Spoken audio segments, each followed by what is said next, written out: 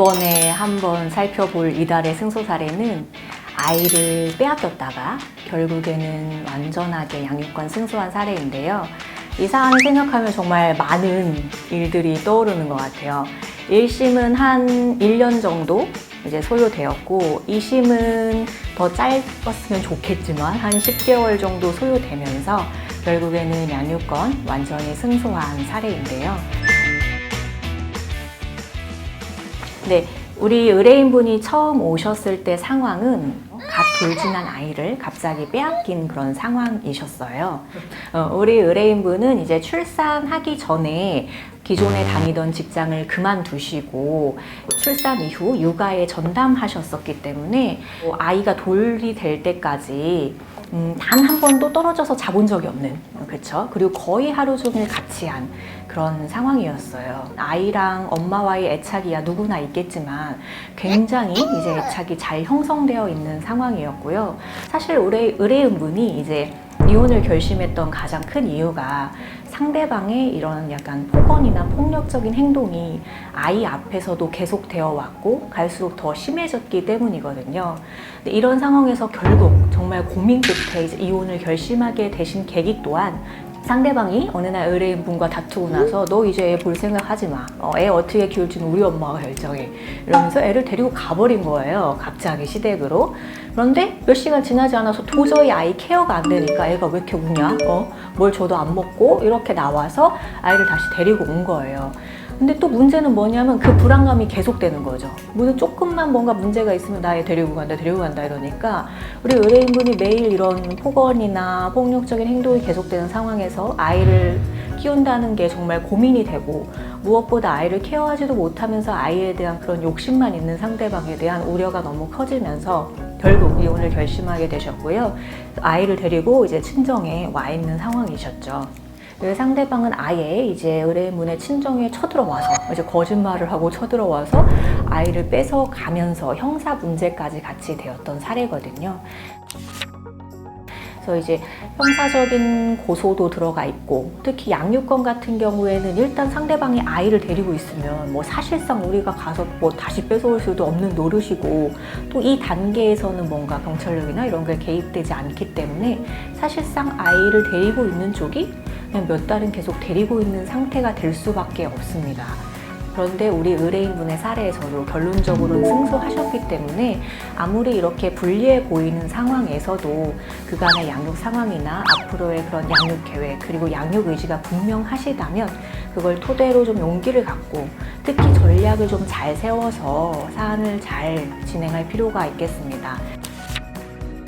1심에서 뭐 1년 정도 소요되고 완전히 승소했었기 때문에 예전에도 한번 뭐 이런 이야기를 나눴던 적은 있는 것 같아요. 근데 결국 상대방이 이걸 받아들이지 못하고 항소를 해서 이제 최근에 완전히 승소한 사례가 되었는데요.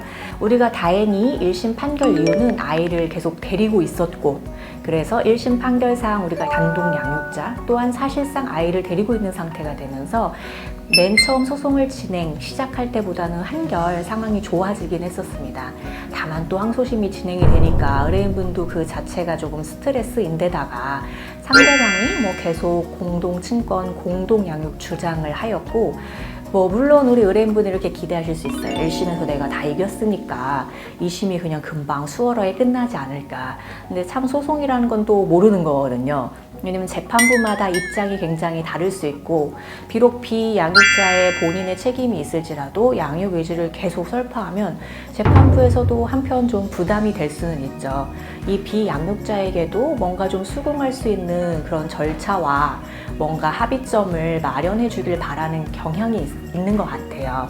이제 왜냐면 아이 아빠나 아이 엄마라는 사실은 변하지 않기 때문에 아이를 사이에 두고 이제 둘이 원만하게 뭔가 합의점을 찾기를 기대하게 되죠. 의뢰인인 분 입장에서는 너무 비현실적으로 다가오기도 해요. 그런 합의점을 요구한다는 것 자체가. 그래서 사실 재판부 입장도 뭐 일리가 있고 의뢰인분 원하는 건 너무 당연하죠. 저도 이제 아이를 키우고 있는 입장에서 참 이런 일을 당할 때 얼마나 그 마음이 무너져 내릴지 마음이 같이 아픈데요. 그래도 의뢰인분이 평정심을 유지하고 끝까지 저희를 믿고 잘 해주셨기 때문에 일이 진행이 잘 된 것 같아요. 사실 항소심에서 상대방이 공동양육 이런 주장을 할 때 의뢰인은 도저히 이해가 안 된다. 굉장히 좀 극심한 그런 고통을 호소하셨는데 재판부에서도 그간의 이제 사례나 이 사안에서 보여주는 방식이 공동양육에도 좀 우호적이고 또 비양육자 입장과 양육자 입장을 굉장히 중립적으로 보기 위해 양육자에게 이제 뭐 이런 거 저런 거를 좀 요청하기도 하고 그런 재판부이기도 했습니다. 그러니까 재판부에서도 아이를 위해서 또 생각을 많이 해주시고 그만큼 노력을 하는 부분도 있었죠. 근데 결정적으로 공동 양육을 하려면 양 당사자가 적어도 아이에 관해서만큼은 우호적인 관계에서 논의가 가능해야 되는데 결정적으로 상대방이 굉장히 잘못된 행동을 하나 하게 돼요. 오래전에 있었던 이 소송이 시작될 때 있었던 일을 가지고 뒤늦게 이제 우리 의뢰인을 형사 고소하게 되는데요. 뭐 본인의 입장에 있어서는 나름 일리가 있었어요. 그래서 제가 딱 보기에 공동양육을 주장하는 사람의 태도로 너무 부적합하다. 그래서 그것을 서면으로 굉장히 날카롭게 그런 제출을 했고 그랬더니 그 다음 재판부의 입장이 완전히 바뀌어 있더라고요. 형사 고소하셨어요? 이러시면서 스스로 공동양육에 적합하지 않음을 너무 드러냈다고 봐서 결론적으로는 우리가 단독 친권이자 단독 양육을 그대로 유지하고 다만 면접 교섭을 좀 잘 협조하는 방향으로 종결을 지으면서 이제 드디어 의뢰인이 원하는 바대로 안정적으로 마무리가 된 사례였습니다. 처음에 의뢰인은 나 이거 지면 뭐 어떻게 하겠다 해서 되게 사건이 어려운 거를 인지하고 오셨었지만 정말 안 되는 사건은 아니었기 때문에 왜냐면 이거는 우리가 승소를 하는 게 아이한테도 맞고 의뢰인분도 평정심과 의지가 있었기 때문에 반드시 해야 하는 사안이다라는 생각이 들었어요. 또 그 어떤 상황에서 일어나는 변수들에 대해서 항상 소통의 창을 열고 있기 때문에 딱 시기에 맞게 적절히 대응을 하면서 마무리가 잘 된 사례인 것 같아서 정말 기억에 많이 남는 사례입니다.